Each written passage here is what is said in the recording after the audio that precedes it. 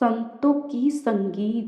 जिस परमात्मा ने हमें पैदा किया है, नाम की दौलत उसने हमारे लिए हमारे अंदर रख रखी है, उसका भेद संतों के हवाले कर दिया है। इसलिए उसे प्राप्त करने के लिए हमें संत महात्माओं की संगीत करनी पड़ती है। गुरु अर्जुन देव जी भी यही फरमाते हैं कि संतों की संगीत मालिक ने अपने मिलने का यह एक कुदरती कानून रखा है कि जब भी वह मिलता है संत महात्माओं के जरिए ही मिलता है। हजरत ईसा ने भी इसे बाइबल में यही कहते हैं, हे सारे थके हुए और बोझ से दबे हुए लोग, मेरे पास आओ, मैं तुम्हें आराम प्रदान करूंगा। यानी ये दुनिया वाले तुम्हें जो गुनाह के बोझ से लदे और थके हुए हो, मेरे पास आओ, मैं तुमको आराम और शांति दूंगा। आगे फिर कहते हैं, मैं ही मार्ग, हकीकत और जीवन हूँ, बिना मेरे जरिए कोई भी पिता के पास नहीं पहुंच सकता। अगर तुमने मुझे पहचाना होता तो मेरे पिता को भी पहचान लेते, पर अब से तुम उसे जानते हो और तुमने उसे देखा भी है। भाव, तुम अपने पिता परमात्मा से सिर्फ मेरे ही जरिए मिल सकते हो। मैं ही उससे मिलने का साधन और रास्ता। अगर तुम्हें मुझे पहचानने के लिए तो तुमने उस परमात्मा को पहचानना और देख लिया। आगे फिर कहते हैं कि जो मुझे देखता है वह मेरे भेजने वाले को भी देखता है। यानी मैंने उस परमात्मा को देखा है, तुमने मुझे देखा है, इसलिए तुमने भी उस परमात्मा को देखा है। इस प्रकार एक और जगह कहते हैं, जगत की ज्योति मैं हूँ, जो मेरे पीछे चलेगा वह अंधेरे में नहीं चलेगा बल्कि जीवन की ज्योति पा जाएगा। मैं इस संसार का प्रकाश हूँ, जो कोई मेरी शरण में आएगा उसका अज्ञानता का अंधेरा दूर हो जाएगा, उसके अंदर ज्ञान प्रकाश प्रकट हो जाएगा। तुलसी साहब जी भी यही फरमाते हैं, जिन्हें पूरा सतगुरु नहीं मिला वह बड़े भागीन हैं, वह हमेशा काल के अधीन रहते हैं, नहीं उन्हें बार बार मरण जन्म के दुखों में आना पड़ता है, यहाँ तक कि उनको अंत में गंदगी के कीड़े तक बनकर दुख उठाना पड़ता है। जो पूरे सतगुरु की खोज नहीं करते वह शब्द या नाम के साथ कभी जुड़ नहीं सकते। वह अपने कर्मों के अनुसार 84 के जेल खाने या दुख मुसीबत भुगतते रहेंगे। असल में वह दुनिया में आकर जीते हुए भी मुर्दे के समान रहते हैं। गुरु अमरदास जी भी यही फरमाते हैं, हर एक इंसान सुख और शांति की तलाश कर रहा है, अलग अलग चीज़ों में अलग अलग स्थानों पे जाकर सुख और शांति ढूंढ रहा है, लेकिन असली खुशी सिर्फ शब्द में ही है, जिसके साथ हमारा ख्याल सिर्फ सतगुरु के जरिए जुड़ सकता है। वह शब्द बेशक हमारे अंदर है, लेकिन अगर हम किसी संत महात्मा की संगीत नहीं मिली तो हमें उस ऊंची सच्ची और पवित्र धुन को कभी नहीं पकड़ सकते। इसलिए हमें चाहिए किसी पूर्ण सतगुरु की तलाश करें, जो हमारे ख्याल को उस शब्द से जोड़कर हमें मालिक से मिला दे। इसके अलावा कोई और चीज़ हमें असली और सच्ची खुशी नहीं दे सकती। गुरु अमरदास जी भी यही फरमाते हैं कि अगर इंसान संसार में अनेक प्रकार के भोग रहा है, 9 खंड पृथ्वी के राज भी कर रहा है, तो भी उसे बिना सतगुरु के सच्चा सुख नहीं मिल सकेगा। वह बार बार जन्म लेता है और मरता रहेगा। गुरु अमरदास जी भी यही फरमाते हैं। संत महात्मा ने हमारे अंदर खोलकर कुछ नहीं डालना, वह दौलत परमात्मा के हमारे अंदर हमारे खातिर रखी हुई है, हमें अंदर से ही मिलेगी। संत और सिर्फ युक्ति और साधन समझाएंगे। विद्या ताकत हर एक इंसान के अंदर है, जन्म से ही है, लेकिन सोई हुई है। जब हम स्कूल कॉलेज में जाते हैं, उस सद के आदेश पर मुताबिक चलते हैं, रात को जगते हैं, तब वह सोई हुई ताकत हमारे अंदर से ही जाग उठती है। फिर हमें BA MA कर लेते हैं, विद्वान बन जाते हैं। जो विद्यार्थी उच्छाद से उठकर डरकर स्कूल कॉलेज में नहीं जाते, विद्या की ताकत उनके अंदर भी है, लेकिन वह सोई आती है और सोई ही चली जाती है। जो विद्या प्राप्त कर लेते हैं उनके अंदर उस्ताद खोलकर तो कुछ नहीं डालते, सिर्फ उनकी संगीत करने से ही विद्यार्थी की सोई हुई ज्ञान शक्ति जाग उठती है। हम सबको यह मालूम है कि दूध के अंदर घी है, लेकिन अगर हमें युक्ति या तरीका ना पता हो तो हम कभी उस घी का दूध से प्राप्त नहीं कर सकते। हमेशा दूध से ही निकलता है, लेकिन युक्ति के बिना प्राप्त नहीं किया जा सकता।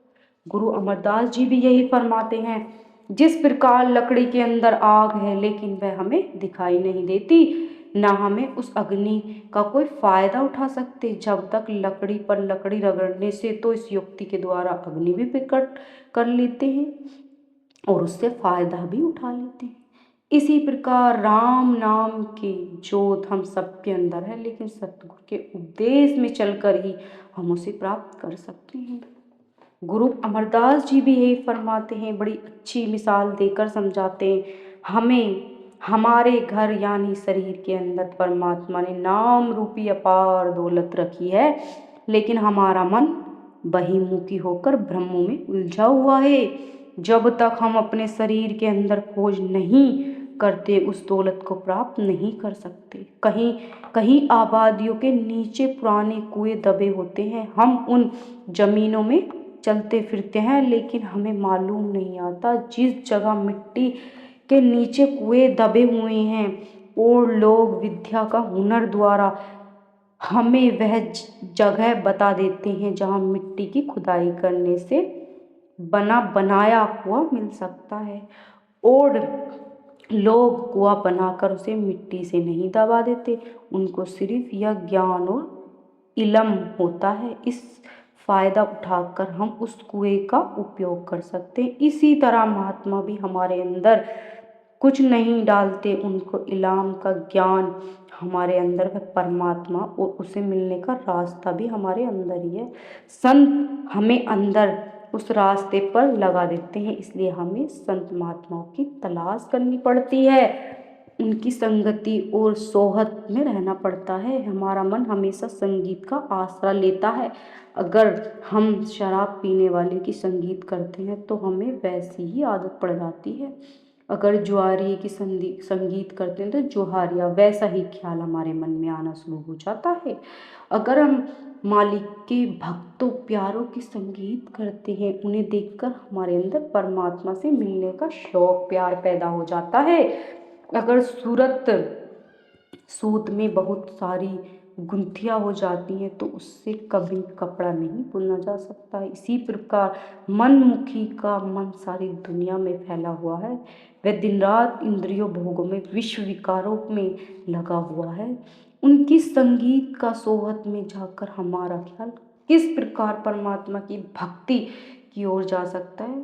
फिर गुरु अमरदास जी भी उपदेश देते हैं, मनमुख लोग हमेशा भूखे रहते हैं, परमात्मा उन्हें जो चाहे चीज बख्श दे। कितनी भी नेक संतान हो, धन दौलत दुनिया में मान इज्जत और बढ़ियाई, और लेकिन वह फिर भी कभी परमात्मा से नहीं मिल सकते।